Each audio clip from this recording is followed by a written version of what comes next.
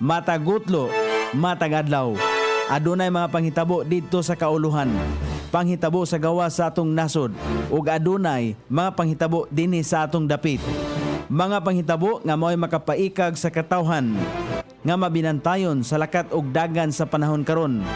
Itanyag ning istasyon DXSR ang 7 o'clock Breakfast News.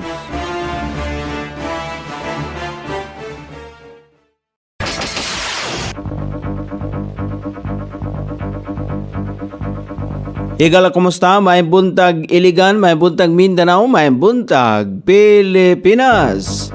Adang Huwebes karon pitsa 30 ning buwan sa Abril ning tuiga 2026. Sangan sa ato station manager Pastor Robin Sulapas kini ang inyong KSR Kabisaya Nunay B. Ang watod sa hanay sa balita sa alas 7. Og karon sa uluhang tudling sa atong mga balita, pagpatapok sa mga representante sa 44 ka barangay sa Iligan alang sa pag-ila sa cultural heritage gihisgutan. Mayor Xiao may padayag sa iyang lig-on nga suporta sa bag-ong City Director sa Iligan City Police Office. Drug Rehabilitation Program mas pakusgan pinaagi sa Kikidiki. Lieutenant General Nafarite gimanduan ang 4ID nga padayunon ang kampanya batok sa insurhensya sa rehiyon. Garin may pasabot sa iyang pagsupak sa pagbukas sa BIR box. Yokno gisupak si Dilima sa pagbukas sa BIR box ni Vice President Sara ug Attorney Mans Carpio. Sa gawa sa nasod, mga eksperto sa Israel gikonektar ang sleep apnea sa muscle og bone damage.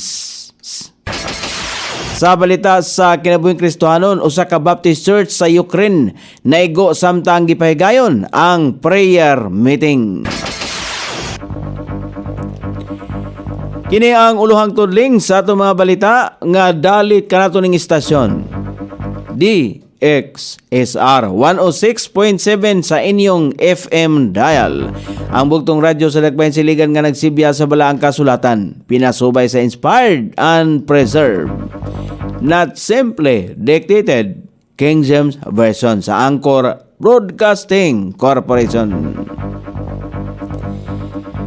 O karon sa kompletong detalye, gisgutan sa Iligan City Council for Culture and Arts Development atol sa ilaang Culture and Arts meeting kaghapon. Ang plano nga tapokon ang mga representante sa Culture and Arts gikan sa tanang 44 ka barangay sa syudad.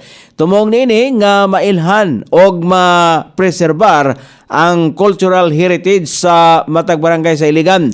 Mahimong masayon nga malista og maprotektahan ang mga tradisyon, kultural nga mga gawi, makasaysayanong dapit og ubang artistic expression nga talagsaon sa matag barangay. Kini nga inisyatibo makatabang sa pagpalambo sa pag-ila sa lokal nga kultura o kasaysayan sa syudad, pinagi sa pag-apil sa mga komunidad mismo sa grassroots level.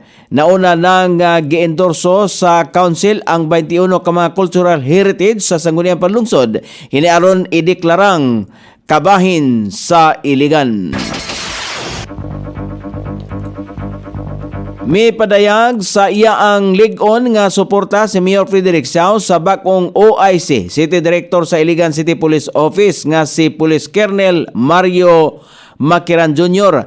atol sa gipahigayon nga Assumption of Office Ceremony sa Camp Tomas Cavili.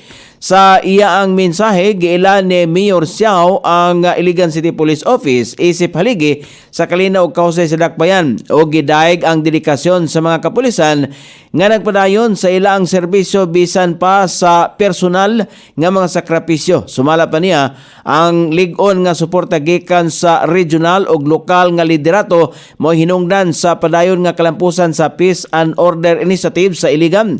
Gipadayag usab ni Mayor Xiao ang iyang pagsalig nga bag-ong lideratos nga magpadayon o magpalambo pa sa mga nabuhat og nasugdan sa Iligan City Police Office. Gipulihan si Police Colonel gipulihan ni Police Colonel Bakiran si Police Colonel Aaron Mandia nga karon DRDO sa Police Regional Office 10. Hatagan og mas lig-on nga programa ang mga persons who use drugs. Pinaagi sa pagpahigayon sa katatagan, kalusugan at damayan sa komunidad. Ipahigayon kini ubos sa Community-Based Drug Rehabilitation Program ang KKDK, usa ka community-based psychoeducational drug rehabilitation nga programa nga gidisenyo aron matabangan ang mga PWUD nga maka-recover gikan sa mga epekto sa droga sa ilaang panglawas o paghunahuna aron na mabalik nga normal sa komunidad. Adunay 20 ka mga sesyon ang KKDK nga mulungtad hangtod sa 5 ka bulan. Lakip ang pamilya sa mga PWUD ang mapaubos sa maong programa aron pagsuta sa mga impormasyon o mga posibleng rason sa pagkalambigit sa miyembros pamilya sa ginadili nga droga o matudlo ngadto kanila sa pamilya sa pagdawat o pagsuporta sa usa ka PWUD human ang rehabilitasyon. Ang maong programa ipadayon kon ipahigayon o panguluhan sa Iligan City Anti-Drug Abuse Council o mga partner agencies.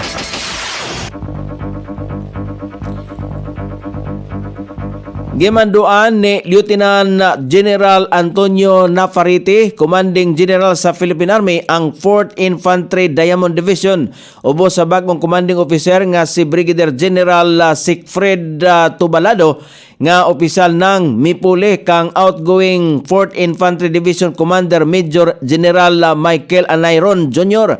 Kagapong adlaw nga ipadayon ang pagsugpo sa nahibiling walhong grupo sa Northern Mindanao. Sumala pa ni Nafarite, magpadayon ang insurgency campaign sa Philippine Army tungod kay kasamtangan nga naapay mga remnants sa walhong grupo sa area of responsibility sa 1st Infantry Division.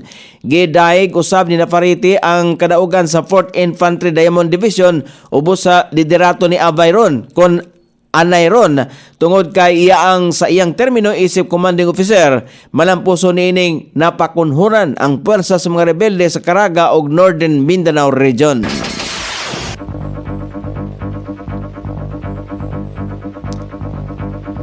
Accountability sa usa ka taas nga opisyal sa gobyerno ang gidungog. Kini maoy gipahinumdom ni Iloilo 1st District Representative Janet Garin sa iyang mga kauban nga magbabalaod sa final clarificatory hearing sa House Committee on Justice. Miingon si Garin nga kaluha sa accountability sa usa ka public official ang transparency sa iyang lihok. Alang kaniya kung ang iyang kasing-kasing ang iyang sundon, taas ang kaygayunan nga siya malibog sa iyang baruganan kung hisgutan ang pagbukas sa BIR box. Iyang giklaro nga bisan daghan nga gusto nga makita ang unod sa mga dokumento. Klaro nga gisulti sa Bureau of Internal Revenue nga adunay mga balaod nga nagatukod sa limitasyon o kinahanglan nga sundon. Sa labing unang higayon, nagsumpake ang baruganan nila ni Mamayang Liberal Party List Representative Laila de Lima ug Akbayan Party List Representative Chel Jokno sa isyo sa pagbukas sa BIR box sa ikaupat nga hugna sa clarificatory hearing sa House Committee on Justice sa duha ka impeachment complaint batok Vice President Sara Duterte. Miingon si Jokno nga bisan political ally silang duruha ni de Lima, supako niya ang iyaang baruganan. Hugot nga gibarugan ni Jokno nga ang Senado ang adunay katungod sa pagsusi sa box nga sila man ang lawas sa matukod nga impeachment court oras nga ma-impeach si Vice President Sara sa Kongreso. Hisayran ang unod sa kahon ang gihiusa nga tax records ni Attorney Manasseh Carpio og Vice President Sara Duterte. Gani nagkomedya pa si Justice Panel Chair Jervel Luistro nga split decision ang hukom ni Representative Diokno.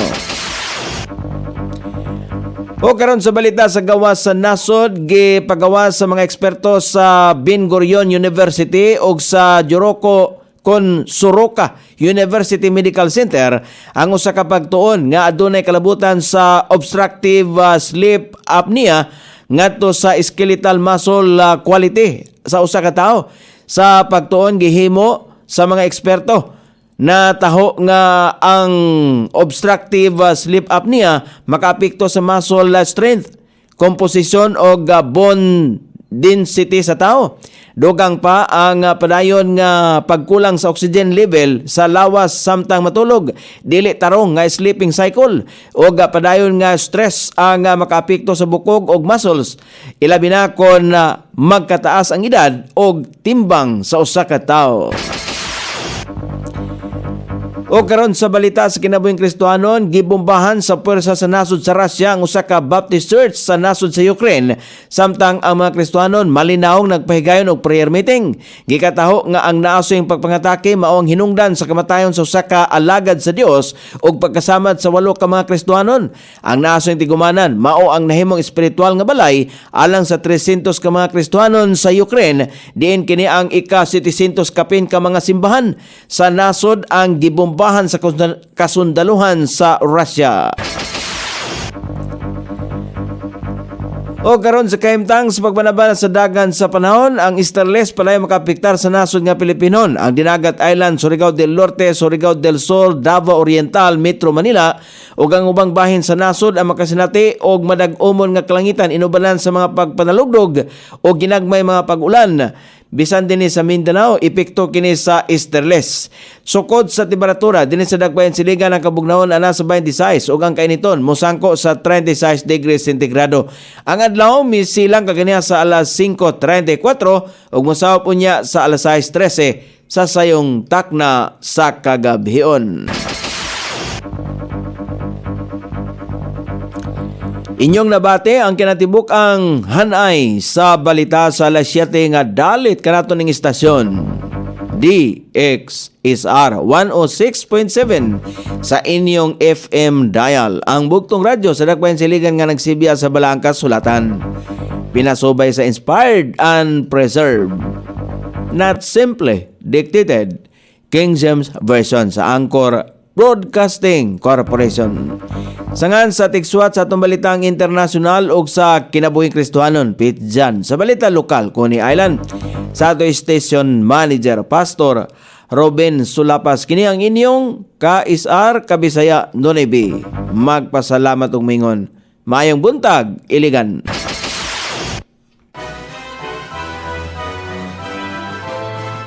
Inyong nabati ang 7 o'clock Breakfast News hangtod na usab og mga adlaw sa samang takna o sa samang istasyon.